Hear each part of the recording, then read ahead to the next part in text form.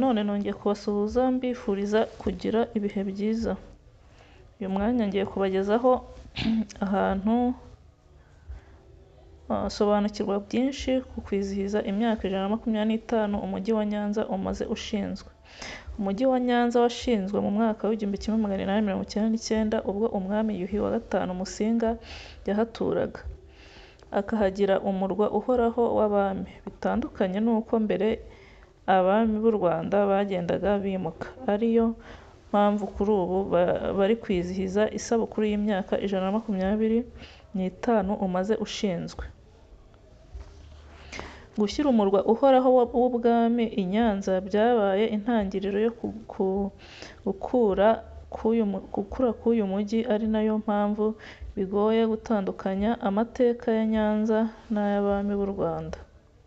Ubundi umwami Musinga yimye ingoma mu mwaka w'1896, abanza gutura ahantu hanyuranye harimo ahitwa Irunda mu karere ka Kamonyi, ahitwa i Bweramvura ndetse n'i Mwima.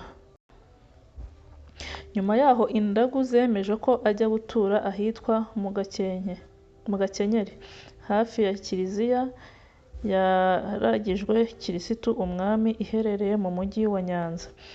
Nk'uko bivugwa na Celestin Nyirishema, umushakashatsi n'umwanditsi, ndetse na Jean Baptiste Rwabikumba wari utuye i Nyanza ku ngoma y'umwami Rudahigwa.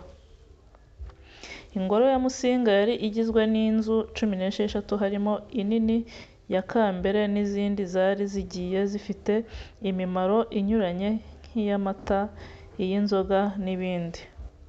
Mu Gakenyeri umwami Musinga yatuye kugeza mu mwaka w'1931 ubwo abazungu bamuciraga i Kamembe bamuziza ko yari yanze imigirire yabo yo kwinjira umuco n'imiyoborere y'igihugu. Mu mwaka w'1940 abazungu babonye ko i Kamembe abantu bakomezaga kumusura, noneho bamucira imoba muri Kongo, kuko ku birometero 1000 uvuye i Kamembe kandi hirya y'ikiyaga cya Kivu. Umwami Musinga bamaze kumukura ku ngoma, abazungu bimitse umuhungu we Mutara wa gatatu Rudahigwa. Bamwimikiye i Mwima, nyuma yaho bamutuza mu Rukari aho bari bamwubakiye inzu itari iy'ibyatsi. Yatanze yari amaze kubaka indi nzu ahitwa ku Rwesero, ariko yari atarayitaha. Ubu yagizwe ingoro y'amateka yo kwigira. Nyanza yakomeje kuba umurwa kugeza mu mwaka w'1961. Kigeli wa gatanu Ndahindurwa ari nawe mwami wa nyuma yimitswe, abakoloni baramaze gukuraho ubwami, ku buryo we yatuye mu nzu yari ntoya iri hafi y'ahitwa ku Bigega. Uretse Musinga, Rudahigwa na Ndahindurwa, hari n'abandi bami bari batuye muri Nyanza nk'uko bivugwa n'umushakashatsi Nyirishema. Agira ati Mutara wa kabiri Rwogera yatuye i Mwima na Rungu. Yari ahafite umurwa ukomeye warimo inzu yarutse izindi zose z'abami zabayeho. Yari yubakishije ubuhivu ku buryo n'abasizi bayivuze. Nta yindi ngoro yigeze ingana n'iya Rwogera. Rwabugira inyuma ahaje nawe muri uwo murwa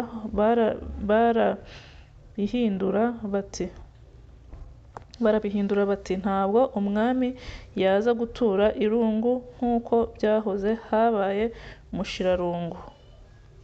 Avuga kandi ko na Ndahiro Cyamatare kimwe na Mibambwe Sekarongoro Mutabazi nabo batuye i Nyanza.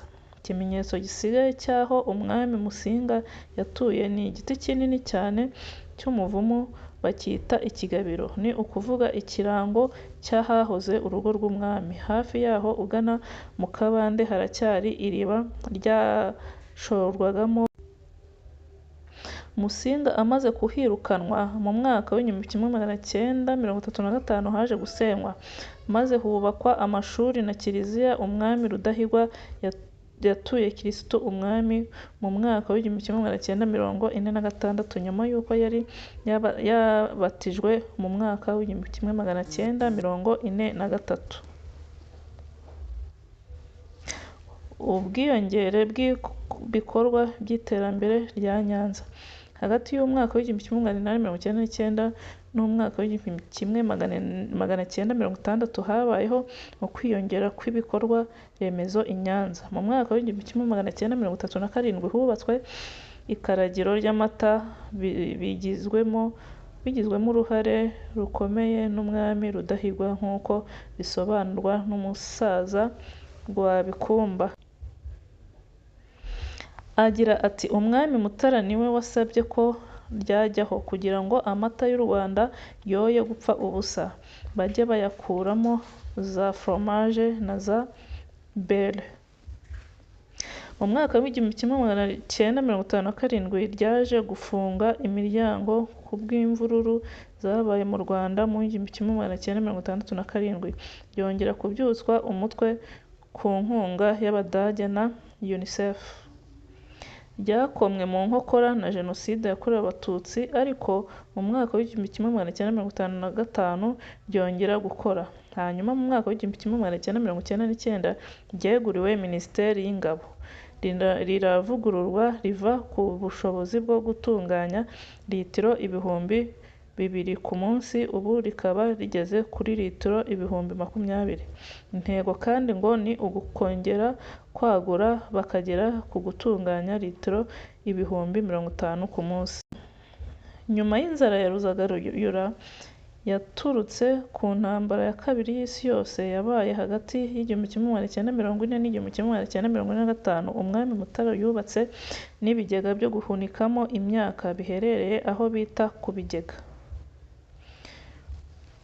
Rwabikumba ati biriya bigega nabyo Rudahigwa yabishyizemo intego kugira ngo bazajye babihunikamo imyaka igihe imbuto zabuze, noneho bajye bongera bayisubize mu baturage. Mu rwego rwo kurwanya inzara nanone, i Nyamagana hacukuwe icyuzi cyayobowemo amazi yo kwifashisha mu kuhira imyaka. I Nyanza kandi umwami Rudahigwa yahubatse urukiko mu mwaka w'1937 yaciragamo imanza, arekera aho gucira imanza ku karubanda. Nta wavuga kwaguka kwa Nyanza ngo yibagirwe ikipe ya Rayon Sports yahaboneye izuba, ikaza kwimukira i Kigali. Icyakora kuri ubu buri mwaka iza gukinira kuri stade yaho, Abanyenyanza bakabyishimira muri gahunda bise Gikundiro ku ivuko. Nyanza yagizwe igicumbi cy'umuco kubera amateka yayo. Hagati y'umwaka w'1960 n'1994 habayeho kudindira k'umujyi wa Nyanza kubera ko ubuyobozi bwariho mu Rwanda bwanakoze mu buryo iryo zina ridakomeza kuvugwa, hitwa Nyabisindu. Nyuma ya Jenoside yakorewe Abatutsi mu 1994 wongeye kuzamurwa ku buryo ugenda ugira ibikorwa biwuteza imbere, harimo ibikorwa remezo nk'imihanda ya kaburimbo, amahoteli agenda ahubakwa n'ibindi. Hari n'ingoro z'umurage w'u Rwanda ebyiri arizo iyo mu Rukari yiswe Ingoro y'Amateka y'Abami n'Ingoro y'Umurage wo Kwigira iri mu nyubako umwami Rudahigwa yari yujuje mu Rwesero agatanga atayitashye.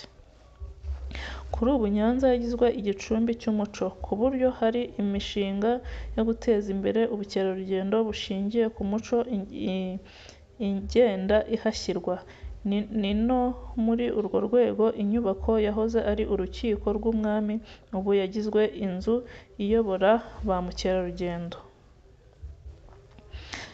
Hagenwe n'inzira zo gusura amateka yaho, harimo inzira Nyabami n'inzira yo kujya ku musozi witegeye ahantu henshi mu Rwanda, Nyanza Big View. Barateganya ko kubaka umudugudu ndangamuco Culture Village ku gasozi kari hejuru y'icyuzi cya Nyamagana.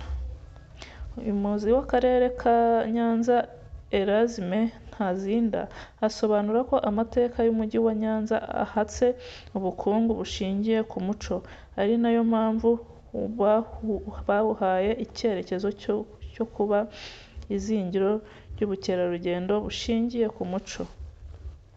Kuri ubu kandi bari kwizihiza yubile y'imyaka 125 umaze ushinzwe, nk'uburyo bwo kugira ngo Nyanza n'amateka yayo bimenyekane.